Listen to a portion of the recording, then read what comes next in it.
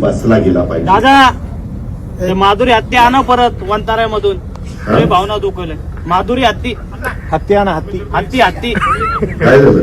त्याला वंतारामध्ये घेऊन गेले. ते कोल्हापूरची हत्ती आहे. लोकांची लय भावना दुखवली हत्तीमुळे.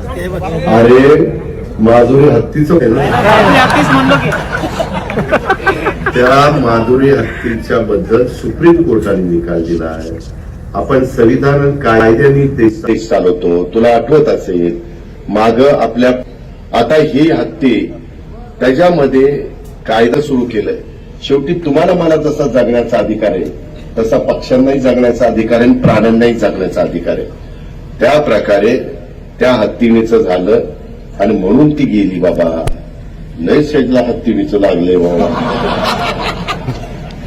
तुला एकदा कुठं तरी हत्तीणीवर बसवतोस, परंतु तू चांगल्या भावनेनं बोलला असेल. तू प्राणी प्रेमी असशील म्हणून ती भूमिका मांडली. त्याबद्दल तुझं दुमत नाही, तुझं अभिनंदन. पण मी पण त्याच्या खोलात गेलेलो होतो.